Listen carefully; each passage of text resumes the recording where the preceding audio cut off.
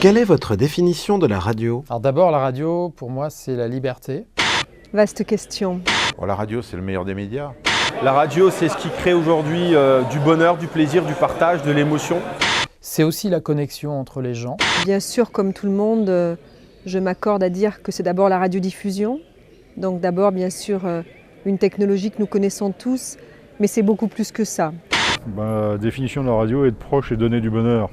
C'est la définition globale que je fais de la radio. C'est un média vivant, proche, instantané et qui est partout. C'est quelque chose qui est aussi assez puissant et qui a comme ressort le plaisir et la frustration. Je ne décide pas vraiment de ce que je vais entendre à la radio. Il y a des choses que j'aime, des choses que je découvre, que j'aime un peu moins bien, que j'aimerais demain. Et cette petite musique comme ça qui oscille entre des choses que je vais adorer, des choses que je ne vais pas vraiment aimer tout de suite, c'est ça qui fait l'alchimie de la radio. Et ce qui est phénoménal, c'est que nos auditeurs nous assimilent à leur famille. Pouvez-vous nous parler de votre première expérience radiophonique? Ma première expérience radiophonique est une très très jolie aventure. Je suis née en Corrèze et les nuits en Corrèze, notamment les nuits d'hiver, étaient un peu longues parfois. Et donc j'ai pris assez tôt l'habitude d'écouter un petit poste de radio caché la nuit sous mon oreiller. Et ma première expérience, c'était un incident technique. Parce qu'on avait enregistré, c'était à Poitiers, j'ai créé la radio qui aujourd'hui s'appelle Forum, mais à l'époque ça s'appelait Radio Poitiers. Je faisais une émission de 5h30 du matin jusqu'à 7h et ça s'appelait Autorisation de délirer. Et j'écoutais de très très belles voix de femmes notamment, sur un ton qui est sublime, que j'adore, qui est cette espèce de ton de confidence la nuit, qui permet qu'on puisse tout se dire en radio la nuit sans jamais être vulgaire. Et notre première émission, on avait un émetteur 12 volts qui n'était pas alimenté par l'extérieur, donc il y avait une batterie de voiture et c'était trop précaire pour pouvoir faire du direct. Donc on avait enregistré une émission de 6 minutes, la première émission, le 18 juin 1981. Mais en fait, plus le temps passait, moins on délirait, plus on jouait de la musique et on faisait de l'info normale. Donc en fait, c'était une émission très improvisée, très détendue, mais qui n'était pas aussi délirante que son nom l'indiquait. On donnait l'heure au début et donc on devait démarrer les émissions à l'heure dite. Et évidemment, on a eu un petit problème de branchement de la batterie. On nous a téléphoné d'une cabine téléphonique pour nous dire non, ça passe pas, ça a démarré mais ça passe pas.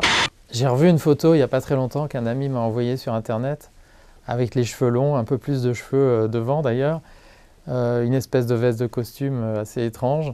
Et donc on a recalé la cassette et on a bien branché la batterie. Et donc on a dit qu'il était 13h alors qu'il était déjà 13h15. Et la première fois où je me suis rendu à la radio, les locaux étaient fermés à clé. Et à l'intérieur, il y avait 2-3 animateurs bénévoles comme moi qui s'étaient enfermés, qui faisaient une grève à l'antenne parce qu'ils en avaient marre que cette radio n'évolue pas, etc. Et donc en fait, en gros, ils avaient pris possession de la radio. Ça a tout de suite commencé par un petit défaut technique. Donc à partir de là, on était prêt pour tous les petits cafouillages à venir, y compris ceux du direct. Donc j'ai appelé le directeur de l'époque pour qu'il nous ouvre la porte. Il est venu, il a ouvert la porte et moi j'ai pris un pain dans la figure par l'un des grévistes. Donc c'était vraiment étonnant pour une première fois. Médiamétings, c'est de la radio en FM, notamment dans le sud-ouest, mais également de la radio en entreprise.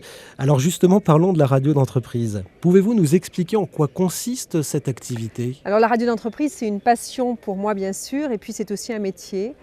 L'idée est née en 2004, quand nous avons créé Médiamétings, nous avons imaginé que les technologies numériques permettaient désormais à chaque entreprise d'avoir sa propre radio pour ses besoins propres.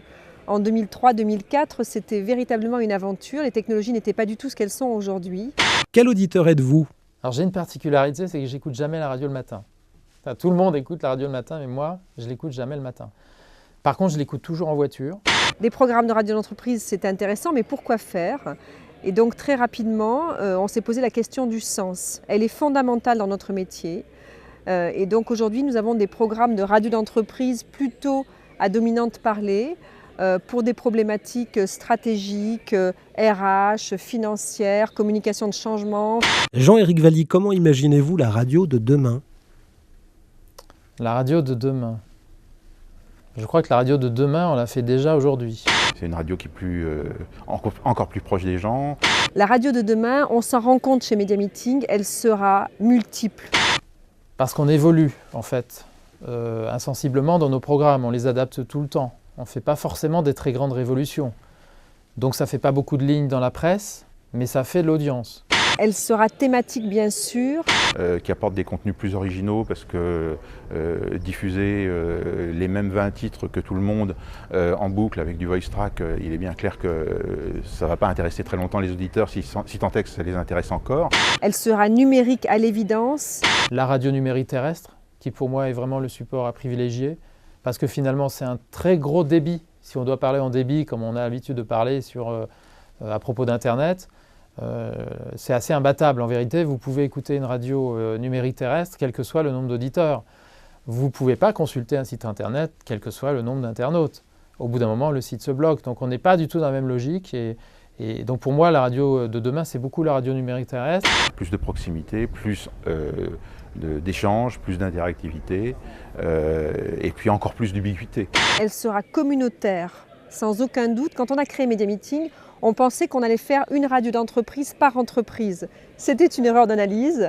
En fait, nous faisons des radios d'entreprise à chaque fois qu'il y a une communauté d'intérêt. Ce qui est sensationnel, c'est que la radio est présente dans le dernier objet technologique du moment, et puis elle est encore présente dans des objets qui ont 30 ans, 40 ans d'âge et qui continuent de fonctionner. Et ça, il ne faut pas que ça s'arrête. Si on prend le meilleur de la radio FM historique et ce qui a fait son succès, et qu'on le tire vers le numérique et vers les nouveaux usages, je pense qu'on a un formidable avenir devant nous. Une dernière question pour terminer. Si la radio était une personne, quelle déclaration lui feriez-vous? Je dirais, chère radio, tu es indispensable dans la vie des êtres humains. Tu symbolises en fait ce qui est humain en nous, ce besoin d'être liés les uns aux autres, ce besoin aussi de faire exister des choses qui seraient cachées, ce besoin de les faire exister en direct, sans filet, dans l'émotion, dans l'instantané, sans le programmer, sans le travestir. Donc je pense que je serai toujours rassuré sur le futur de l'humanité tant qu'il existera des radios. Radio, tu m'en as fait voir. Et j'espère que tu m'en feras encore voir et entendre. C'est une déclaration d'amour, quoi. Mais je ne dois pas être le premier.